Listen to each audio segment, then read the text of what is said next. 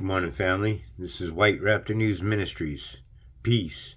All praise and glory to the mighty Most High, our Creator, who is one Creator, one Lord, one Savior. Starting off this lesson this morning with what does Matthew 5:17 mean? We're not going to read the whole thing, but right down here, looking, it means he brings the entirety of the scriptures to their appointed goal. The Old Testament prophetically anticipated Jesus. Okay, so the entirety of the scriptures. So if you're talking the entirety of the scriptures, then you're talking both the Old Testament and the New Testament writings. So when we jump over here to let's back this up. Give me 1 second. So here you have Jesus. Do not think that I've come to abolish the law or the prophets. I have not come to abolish them, but to fulfill them. Okay? So Jesus came to fulfill the entirety of the law. The law is the 10 commandments. Okay?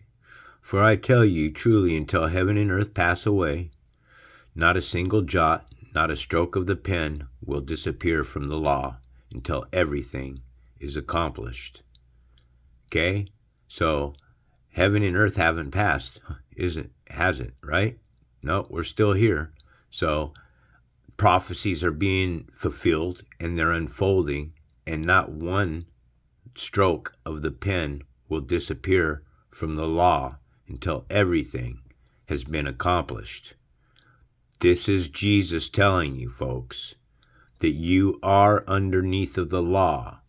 Okay? Both the Gentile and the Hebrew man are under the law. Now watch this. Here you have Paul writing, for God doesn't show favoritism, which is, I would say that that's inaccurate. The Creator does show favoritism. This God here, if we back this up to 2:11, I'm sure, is Elohim, which is a plural of the Supreme Creator. Okay? The Creator, the self-existing eternal Spirit of truth, the living God, he does show favoritism over his second creation. His second creation is over the first creation, whether you understand that or not. Not all people are equal in the Creator's eyes. Okay? He does have a pecking order, folks. Okay? For God does not show favoritism. All who sin apart from the law will also perish apart from the law. All. Okay? Not some, not a few, not many, but all who sin apart from the law will perish apart from the law. And all who sin under the law will be judged by that law. So those that are in their sin will be punished. God's children as well will be punished by and judged by the law. Over here, King James, for as many as have sinned without the law shall also perish without the law, and also many have sinned in the law shall be judged by the law. This one here is the one that I like to read because it's the Gentiles. When the Gentiles sin, they will be destroyed, even though they never had God's written law. The law wasn't sent to the Gentile. What this means is the law came later, and the law was written for the Hebrew man, the second man, the children, the bloodline of Adam and Eve. Okay? That's the law came from that bloodline. Actually, the bloodline of Seth later on, and Adam and Eve and their other children. Okay? But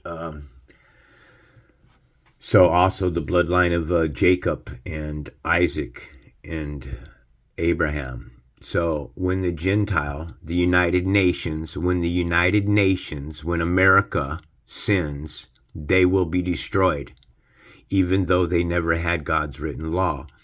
It's because the Gentile are the lawless ones, and the Jews who do have God's law will be judged by that law when they fail to obey it. Notice here the word Jews. Doesn't say the word Jewish, does it? Those in the province of Jerusalem today, they don't like to be called Jews. They really don't. It's a slang to them. Why?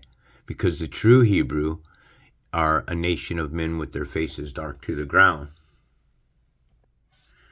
Okay, here we're at Jeremiah 14:12 that says, Judah mourns, the house of Judah mourns, and her gates languish.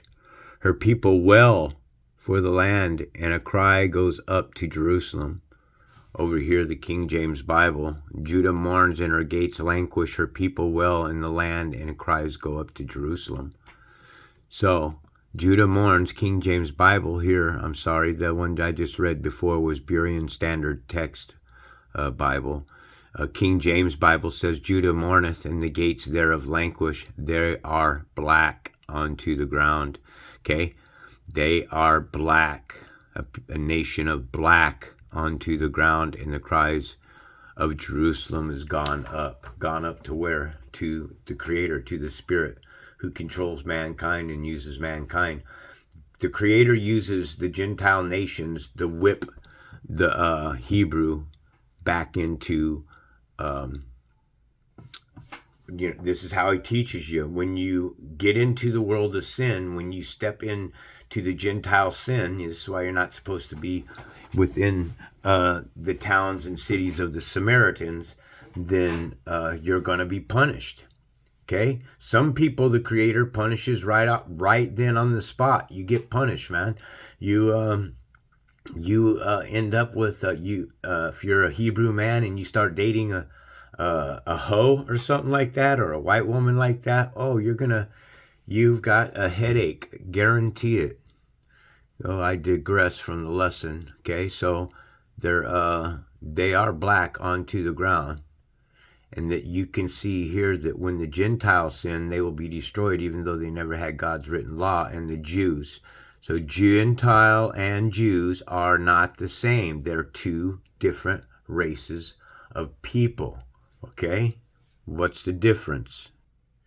Okay, here's the difference. Okay, in the creation story, they always swiftly bring and tell you that a man was created in an image of God, and then they jump right into this parable.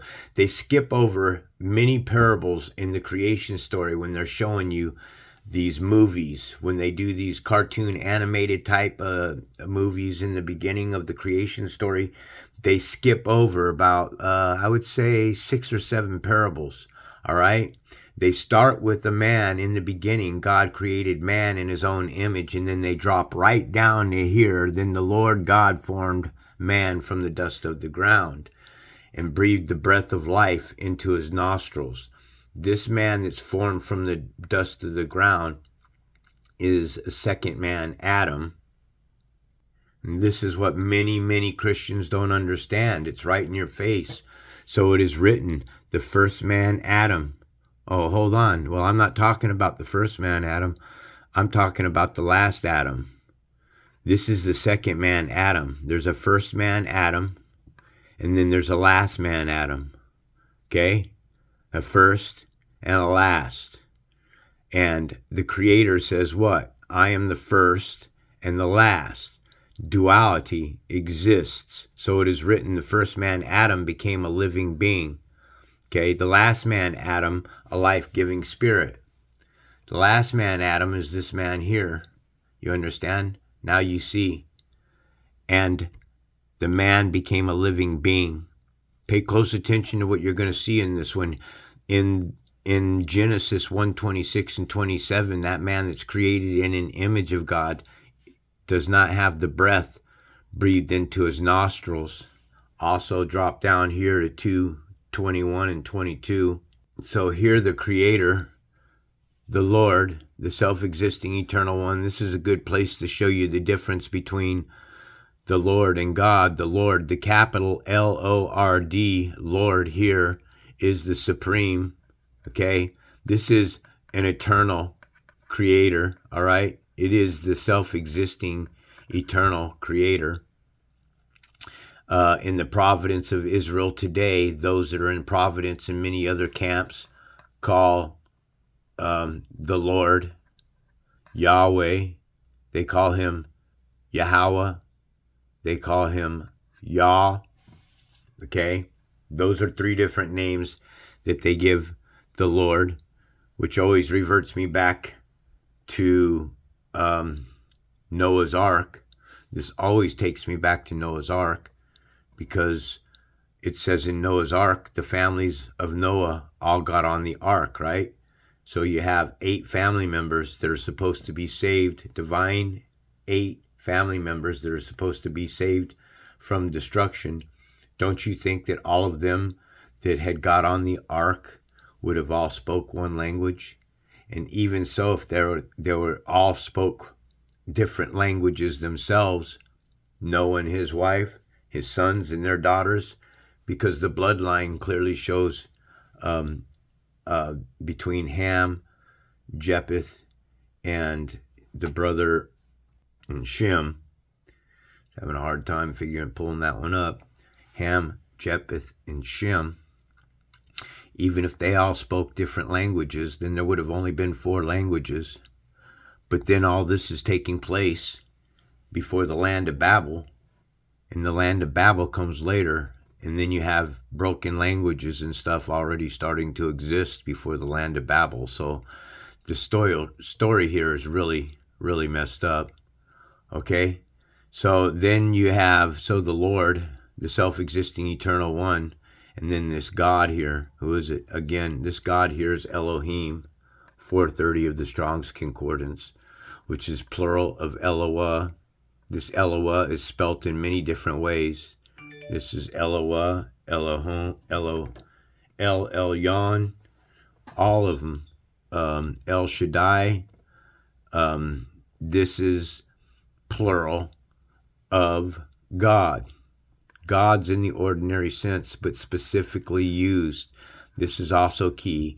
This God here that is created, okay, from the Supreme. This is the Supreme, and this is something that is used of the Supreme. This is the Creator, the Spirit, the self-existing eternal Spirit, which cannot be seen from anyone, which created mankind. He uses mankind. This God here is mankind, caused the man to fall into a deep sleep. The mankind didn't cause anybody to fall into a deep sleep. This is how mankind grafted themselves into the Bible. Now, me personally, myself, I just worship the Creator. Okay? When you have the Lord here, it's a self-existing eternal Creator. It's the reason I'm always trying to figure a language out underneath of this. I'm seeking for the word craft that is deeper underneath of the spelling, acronyms. Is there a darker meaning? Could the Lord here draw L being the single letter that says L, and they consider L as the supreme God. Okay, L being life or death. The Lord is both life or death. Do you understand that? The Lord created death, which is the God of this realm. Okay, gods of this realm. The Creator said, well, there are no other gods. The Creator says that He is alone and by Himself, and that there are no other gods that exist. So the gods that exist are these here. This is where you have your separation. You can, if you read the Bibles, you can always tell that there's 2 different things that are going on here. Now, when the men began to multiply on the face of the earth. The men in this parable are the Hebrew. Now, when the Hebrew began to multiply on the face of the earth, and the daughters were born to them. So when the daughters were born to the Hebrews, when they start to grow in numbers and stuff and multiply, and then they started looking good, the sons of God. That's who they are. These people here, these sons of God, they're the ones that consider themselves God, the sons of God. Okay, saw that the daughters of men were beautiful. The daughters of the Hebrew men were beautiful. The daughters of dark-skinned women were beautiful. And they took as wives whoever they chose. No, they raped them. They took. Okay? They didn't come to the Hebrew man or say, hey, man, your wife is very fair and beautiful to me, man. Could I marry your wife? No, they took all whom they chose.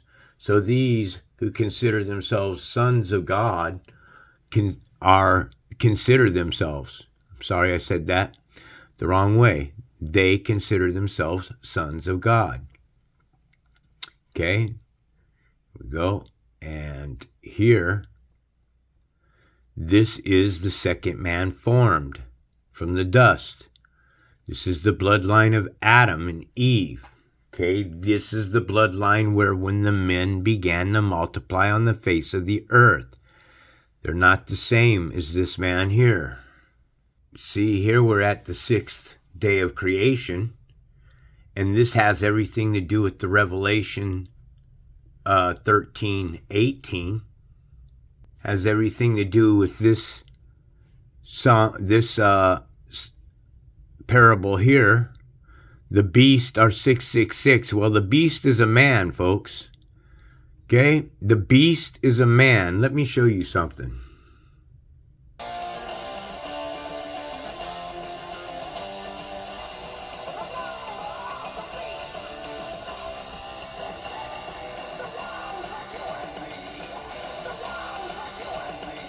So what did old Dickerson say there for you at the very end?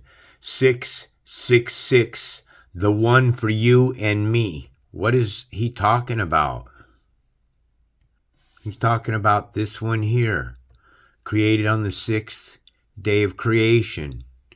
Here's a call for wisdom. Let the one with insight, that's me. Okay, calculate the number of the beast. I'm calculating the number of the beast for you. It's the beast that was created on the 6th day. Here's the beast. God made the beast of the earth, each according to their kinds. Folks, these are the beasts of the earth, all right? The Creator says do not kill, okay?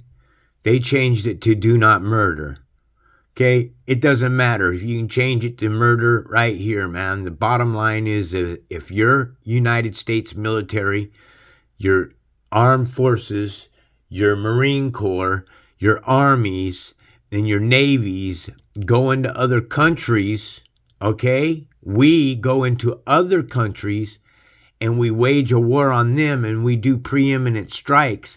Then it says in the Bible, do not murder.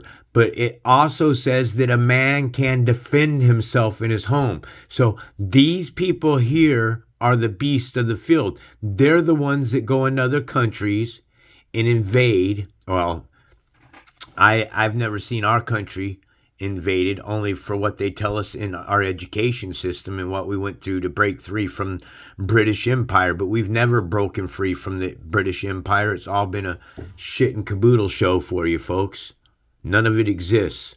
Okay, you need to understand that freedom means that the freedom to fall from the Creator. You understand that? It means the right to rebel against your Creator. That's what freedom means, okay? Now, on this plane of existence. But true freedom is worshiping the Creator alone. So these here, what you're looking at, all these nations here, 193 different nations, all proud, haughty, arrogant, stupid, dumb, idiots, gonna all burn in the eternal fire. Not only are they gonna burn in the eternal fire, the governments that send them off to war are gonna burn in the eternal fire. And not only are the governments that send them off to war are gonna burn in the fire, you that voted government officials are all going to burn in the fire. So when it says here in Genesis 1:25, God made the beast of the earth according to their kinds, he is specifically speaking about the beast nations. He's speaking about the United Nations. The 6th day is a 6. The beast created on the 6th day of creation is a 6. And then this man right here who is given dominion over the beast of the field. This energy force was given power over the host system. Who gives power to the beast. Well, no one gives power other than the Creator. The Creator alone is the one that moves all things in place. This reality construct here has been hijacked. So God said, let us make man in our image. Okay? This man that's created in an image of God is the phantom. Okay? That's a ghost, folks. A phantom is a ghost, and a ghost is a spirit of the dead. This man that's created on the sixth day of creation is an illusion. It's not real. It's a false impression on reality.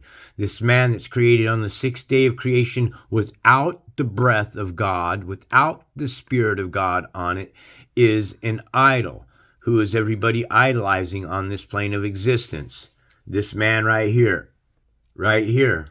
In Colossians 1:15, the Son, Jesus Christ, is the image of the invisible God. That's this one here. Boy, they're lagging on my computer, folks. Then God said, let us make man in our image. Okay? Who's the image? The Son is the image. This is the one that says in Revelations 22:13, behold, I am coming soon. Jesus says, Jesus is coming. Behold, Jesus says, I am coming soon. And my reward is with me to give each one according to what he has done. I am the Alpha and the Omega, the first letter of the Greek alphabet and the last letter of the Greek alphabet, the first born. Who's the first born? Right here. Colossians 1:15. The Son is the image of the invisible God, the firstborn over all creation. Who's the firstborn in an image of God? The Son, Jesus, is the firstborn in an image of God. And he is this one here that's created in Genesis 1:26. Then God said, let us make man in our image. This one created in an image has no breath of life on it. So when Jesus says here in Revelations 22:13, I am the Alpha, the Omega, the first and the last, the beginning and the end. The first is the firstborn, okay? And he is the beginning and the end. Jesus had a beginning. Jesus was born.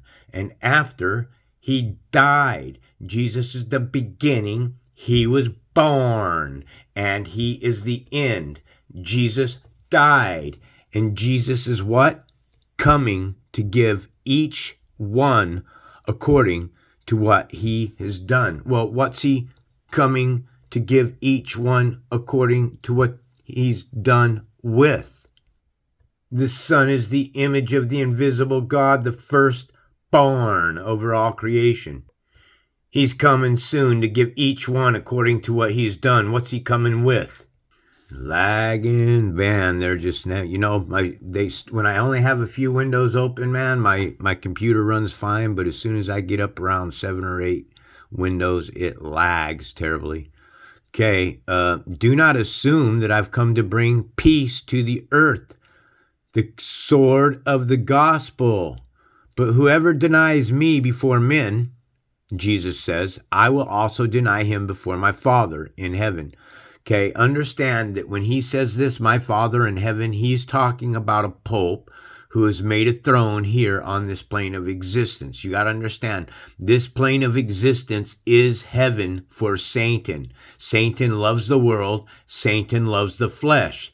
The Father here is, you didn't see.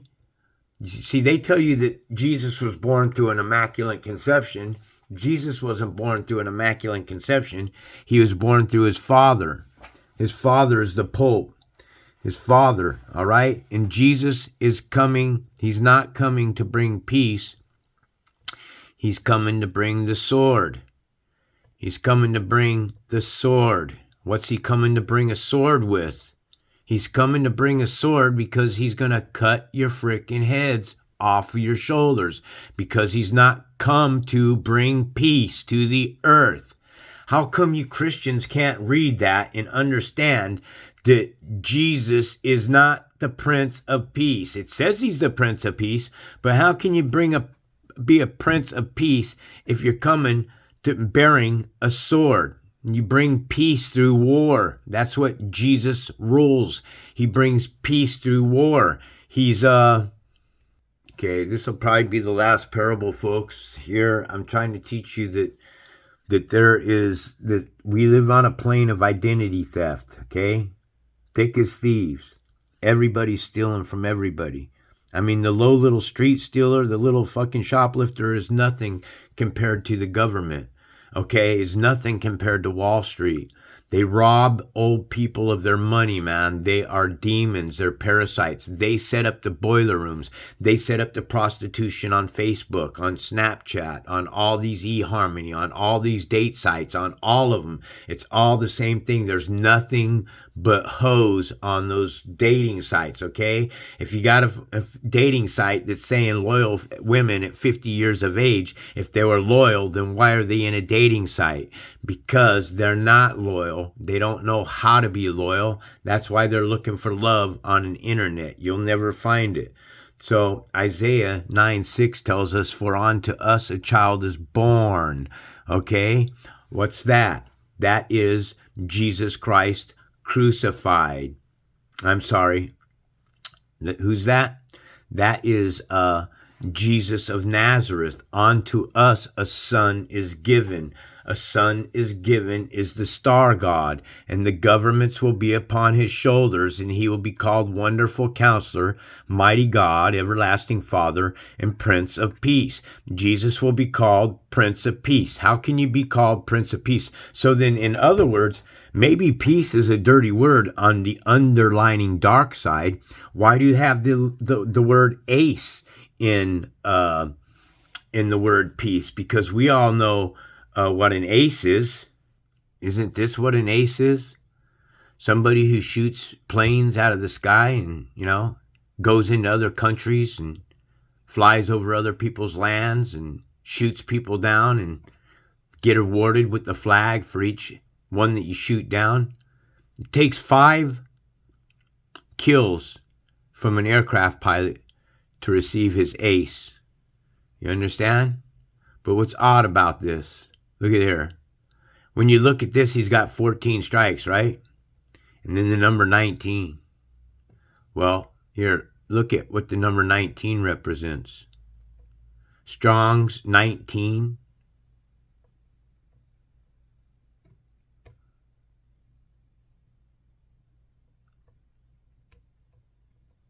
Whoops.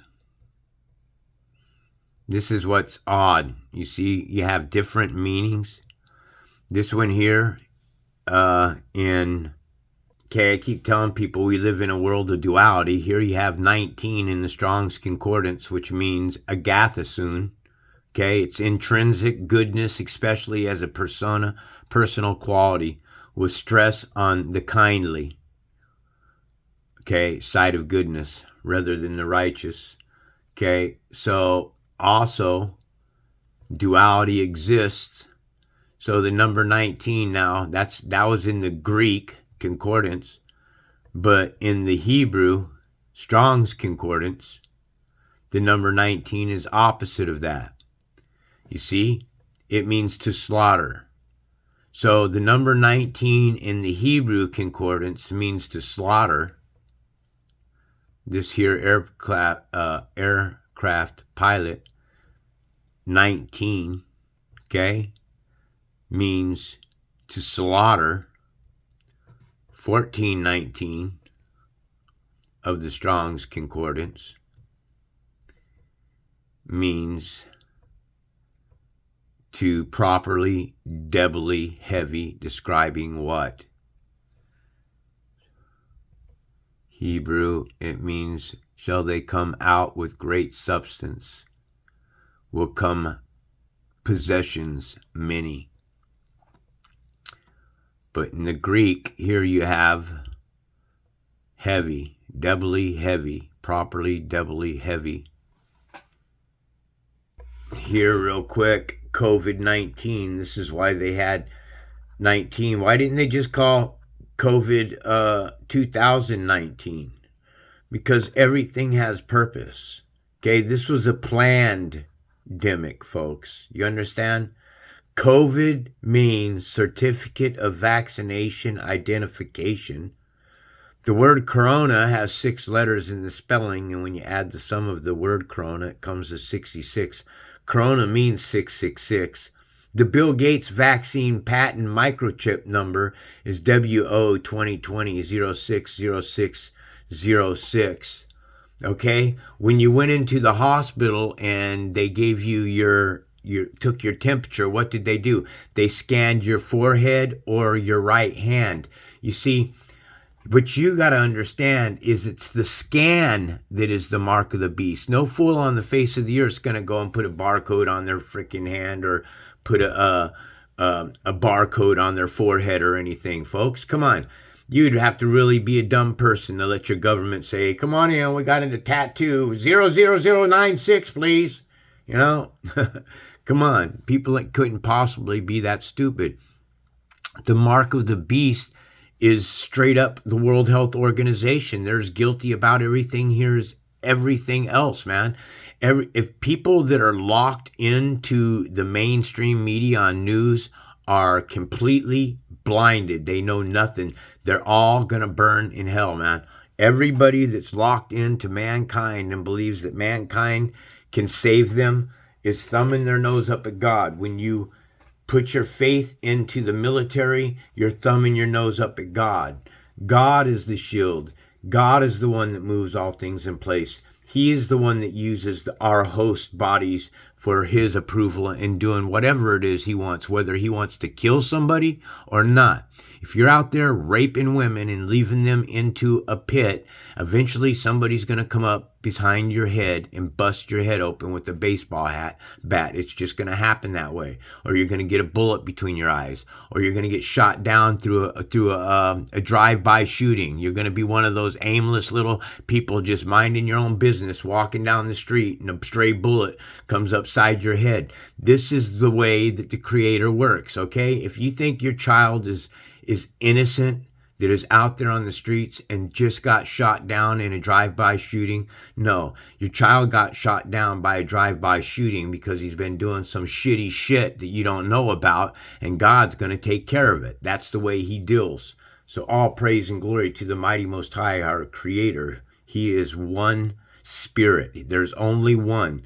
Okay, everything else is creation, and the Creator says you're to worship nothing that is creation. You're to worship nothing that moveth upon the face of the earth. Did Jesus moveth upon the face of the earth?